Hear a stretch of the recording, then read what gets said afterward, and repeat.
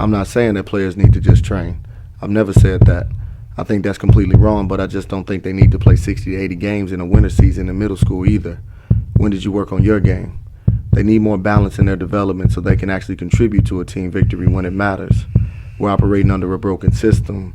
I mean, are you supposed to look at the radio to see who's singing, or are you supposed to listen to it?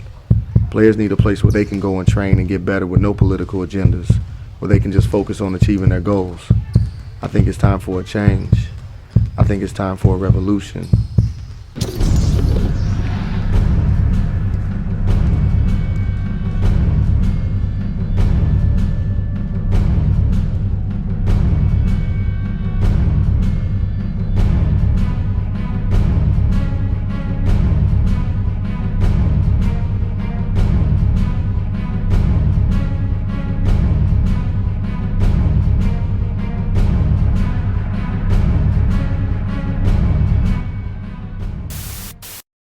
Tell us a little bit about your background in basketball. I'm a local kid from Aurora. I like to tell people I'm a West Side guard at heart. I'm not from Chicago, but I'm from the burbs. But I played high school ball out, obviously in the burbs, but everything else was in Chicago. Played for Terry Head and also Mr. Sonny Parker. Jabari Parker, the one that's playing for Duke, his dad? Yeah. I didn't know, Jabari's dad. I knew Sonny. Okay. Jabari, I guess he's like 4. We used to be in the gym on the west side. And I guess that's kind of the reason why we do the things that we do, because I know what Sonny meant to me. I didn't need a dad. My dad was there, on the sidelines. He's with me all the time. But when I caught that teenager disease and mom and dad didn't know anything anymore, he was a heck of a middleman. He's a heck of a mentor. So, yeah, Sonny had a real big, impact on me, just developing and growing up. Nice. Now, I heard you didn't just do a world tour in college, that you may have taken that to your professional career. It did. Tell us a little bit about where you played professionally.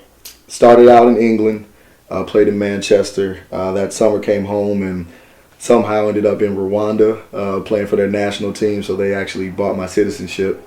After that, I went to Bosnia, then to Germany, and then I'd be back and forth in Africa. We'd have tournaments in Libya, Angola, Madagascar. I'd wake up half the time not know where I'm at, what country I'm in. But yeah, so I played professionally for about 4 or 5 years. Nice. That must have been a lot of fun. Yeah, it was. It was cool. It was a real good experience. Okay, so I have to ask. Okay. Are you against travel ball? Everybody's saying that. No, I'm not. Honestly, I'm really not. I haven't forgotten. Basketball's 5-on-5. It's not just dribble in the gym with your left hand. It's you're dribbling in the gym with your left hand to be better in 5-on-5.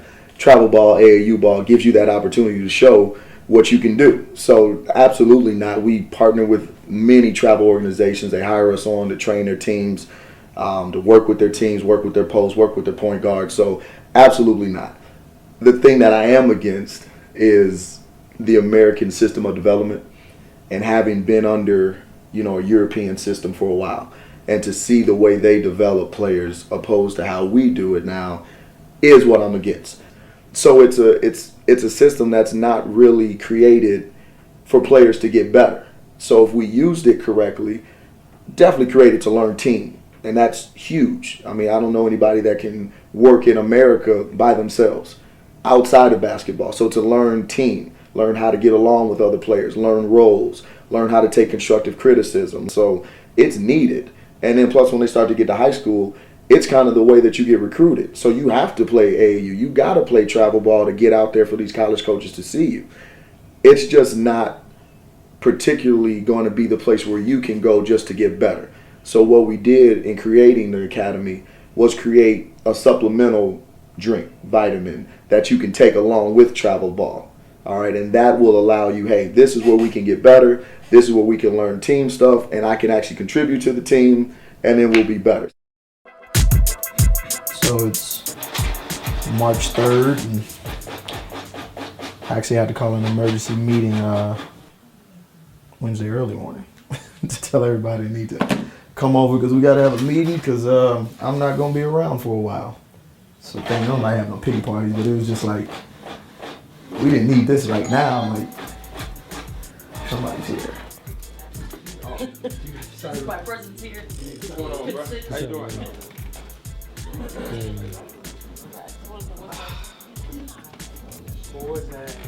How you doing? So I blew out my Achilles. So I'm not going to be there next week at all because I can't leave the crib. I got to keep my foot elevated, hence the emergency-ness of this meeting. So tomorrow, so they got to hand in their player contracts and their medical release forms. So Monday, the first session is the Invite Middle School. Then it's the Middle School Academy after them. Then Tuesday is open session, which is anybody that's not in their academy classes, just to pay as you go. People want to try it out, you know, good. Some of these kids are not playing travel ball. They're just doing the academy. Some good players are not playing travel this spring, and they're just going to train with us and do the academy stuff. So, you know, we are now in charge of their whole basketball careers. So it's not just about teaching them a crossover or just a jump shot.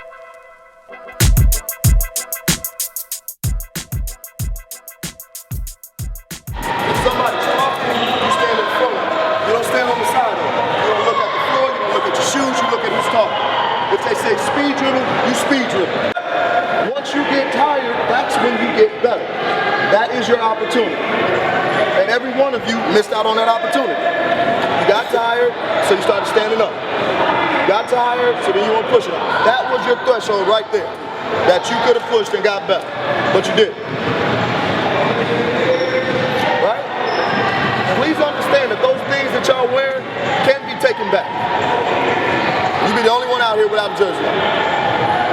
Don't put our logo on and don't go hard. Don't be in this class, gentlemen, and don't go hard. There's a lot higher expectations on you guys. We understand that, right?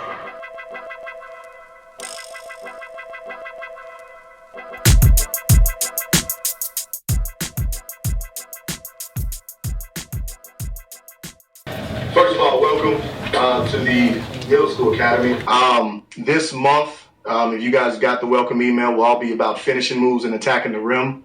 For those of you that participated in the fall, it's going to look more like August 1st and October 31st because we got to start pretty much over. We got to get them back in shape, get their footwork back together, teaching the moves. The off-day workouts, which everybody has, those were designed by AHP. Okay, I had them design them. They take 25 minutes. They are down there right now taking tests. Okay, and the tests will be posted on our blog online on the basket blog for those of you that were in the rapid fire. Last month, you know, the results are always posted. They will be posted as well. This is a pass-fail class, parents, and I'm very upfront with that and telling you guys that they have to beat their scores in order to stay. All right, this is not a situation where we're going to waste our time or waste your money. Numbers don't lie. Okay, so they need to stay on those off-day workouts. And the rules haven't changed. I have my assistants, and they're down there working with your players. Okay, so we just don't need any extra talking going on in the gym. That goes for good pass, good shot, bad pass, bad shot. All right, we need their undivided attention, especially at the age they're at. They're always checking with you guys anyway by looking at you, which is fine. I understand that. But we need their attention, all right? So what you can expect from us, we will develop your player into the best player they possibly can be. All right, and there's no other way to put it. We've got years of results to sit on. Some of the players that we've trained that are in college now that are having very successful seasons. I'm Faye Suggs. I've been with M14 for about 2 years now. My favorite part about coming here is the way it makes me better. It pushes me and it gives me a good demeanor. Matt, he teaches you everything. He's like the best teacher you could have. In my personal life, I'm gonna have to say he's taught me how to be a better person. He's a good role model to me, how to hold myself and how to be a good mentor to younger kids. We do not have a political agenda, okay? I need all your players to be great. I've not forgotten, this is not a team that's going on downstairs. You are here to get better by themselves, okay? So I haven't forgotten that. I need everybody's kid to be an all-star, all right? So some of that means that we're gonna deal with different players in different ways, okay? Because we've kind of come up with our own little development system. So we will deal with your child the way they need to be dealt with in order to maximize their success, their success, their success, their success. when you become a good basketball player. Okay, not when everybody's watching, not when the lights are on, when nobody else is watching. All right, when you putting in all that extra work. All right, great job today. All right, hey, hard work on three, nice and loud. 1, 2, 3. Hard work.